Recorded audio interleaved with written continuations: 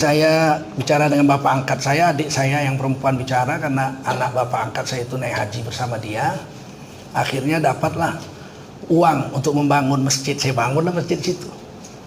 Bangun masjid di situ, di pohon blok halamannya, langsung bisa masuk dari jalan aspal itu.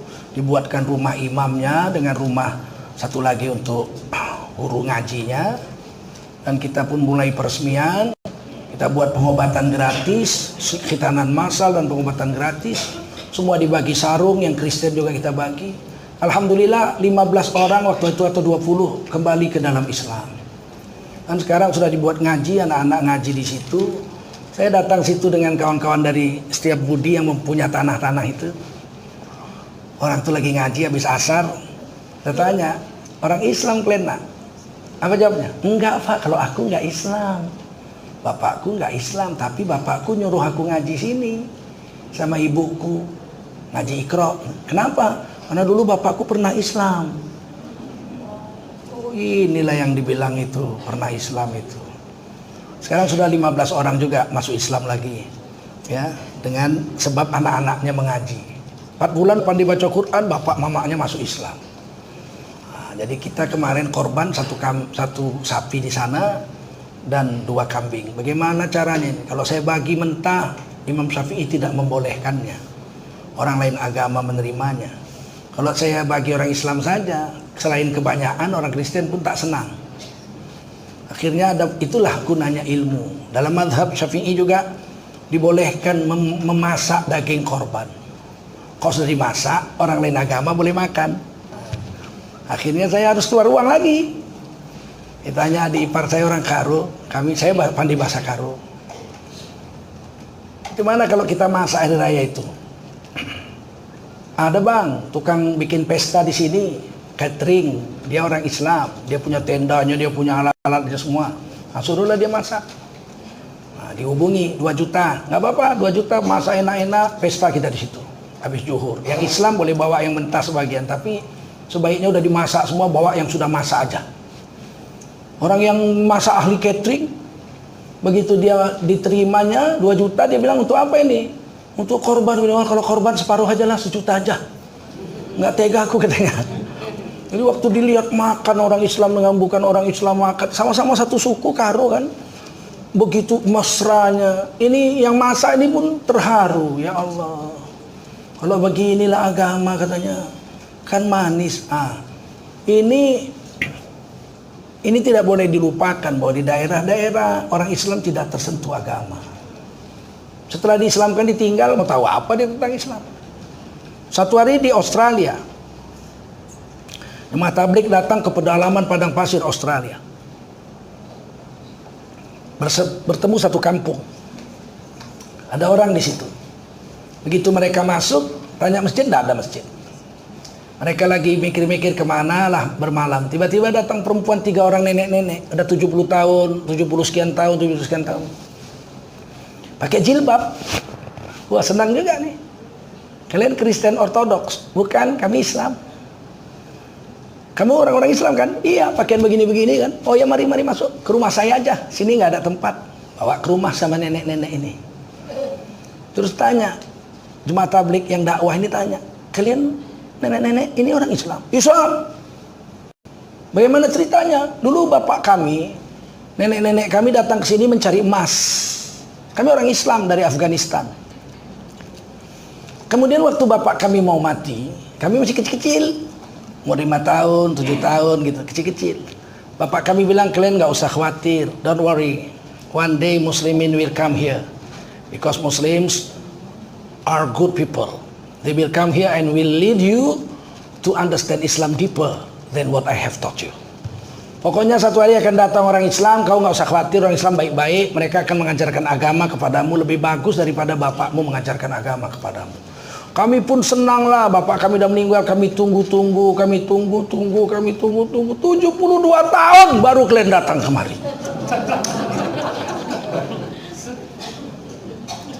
Jadi memang dakwah ini penting, cuman kita nggak buat, paham? Kita pikir dakwah ini kerja ulama.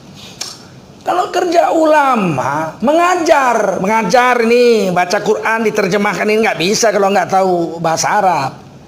Nah, tapi kalau ngajak aja apalah salahnya? Kalian kumpul duit pergi Australia, jumpai orang-orang seperti itu, kalian ajarkan Fatihah. Selama dia Fatihah, wudhu, bisa sholat, seumur hidup dia sholat, pahalanya mengalir sama kalian sampai hari kiamat. Cuman ngajarkan sholat aja kan kalian sudah punya ilmunya kalau begitu. Nah, coba kita tinggalkan. Jadi Pak Den betul, ada 130 juta bangsa Indonesia tidak tersentuh dakwah. Kalau saya ceritakan sampai besok pagi nggak habis-habis ini. Betul.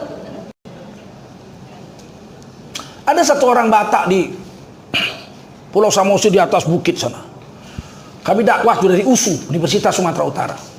Bilang di atas bukit itu ada orang Islam satu, diajak masuk Kristen nggak mau. Naiklah ke sana sampai robek-robek sepatu.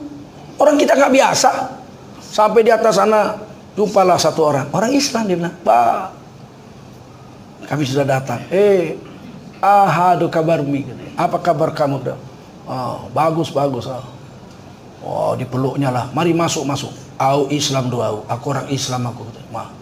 Udah berapa tahun Bapak orang Islam? 20 tahun. Tapi nggak ada satupun orang yang datang menengok aku. Orang Islam baru kaulah datang kemari. Setiap bulan ada aja pendeta datang sini mengajak aku masuk Kristen. Tapi aku yakin satu hari akan datang orang Islam ke kampungku ini. Tapi lama kali lah, 20 tahun kutunggu baru datang. Bayangkan itu. Berapa banyak orang Islam yang tidak tersentuh agama. Kementerian Agama Indonesia mengatakan Al-Quran yang pernah dicetak di NKRI ini sejak zaman Belanda sampai zaman sekarang itu 50 juta eksemplar Quran. Ini. Dari yang zaman Belanda sampai sekarang 50 juta. Sedangkan orang Islam 230 juta. Kalau satu orang punya 50 juta itu satu orang punya satu, kan yang punya Quran cuma 50 juta dari 230. Kalau satu, saya ada di rumah saya 30 ada Quran di rumah saya. Kan berarti ada 180-an orang Islam, 180-an juta yang nggak pernah lihat Quran seumur hidup. Jangankan membacanya, ngelihat nggak pernah. Maka saya kadang-kadang jengkel, ada ustadz ceramah bilang apa? Ibu-ibu jangan baca itu Majmu' Syarif. Majmu' Syarif itu sesat. Nah, kalau membaca ya Quran. Dia nggak tahu ada jutaan orang Islam Indonesia yang lihat mushaf Yasin aja nggak pernah lihat seumur hidupnya. Apalagi Majmu' Syarif.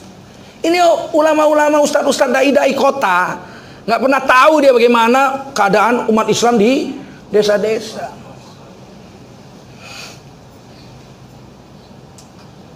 Kalau di daerah-daerah pedalaman itu tahu. Datang kita dakwah, masuk masjid, datang orang tuh. Oh, alhamdulillah Pak Ustadz, kami Islam. Oh, mari masuk. Oh, bagaimana setelah masuk Islam? Oh, alhamdulillah setelah Islam peternak babi kami semakin maju. Kalian pikir main-main saya ini? Betul-betul terjadi ini. Kita menganggap Islam 230 juta, Indonesia sudah hebat. Hebat apa? Yang nggak lihat Quran aja ratusan juta orang seumur hidup nggak pernah lihat Quran kok. Apalagi membaca. Menurut Departemen Agama lebih 70 juta orang Indonesia tidak bisa tulis dan baca Al-Quran. Jangankan tulis baca, mushafnya aja nggak punya. Udah pernah saya tes itu. Saya masuk ke kampung betul. Saya tanya, ada orang Islam? Kami orang Islam. Pak, bisa numpang sholat di rumah Bapak? Sengajanya itu. Oh, boleh. Naik, butuh. Bingung dia. Tikar sembahyang ada nggak, Pak? Nggak ada. Pakai sarung. Alas sholat aja nggak punya. Sarung dikasihnya. Habis itu saya bilang, saya mau baca Quran, Pak, ada Quran? Nggak ada Quran. Kitab suci kita itu, Pak. Iya, tapi aku nggak punya. Di kampung ini nggak ada yang punya. Jangan kalian pikir hebat kali umat Islam Indonesia. Makanya ketika ada orang-orang dokter-dokter yang ngerusak itu, saya marah sekali saya. Kok tega dia merusak? Sudah memang rusak, dirusak lagi.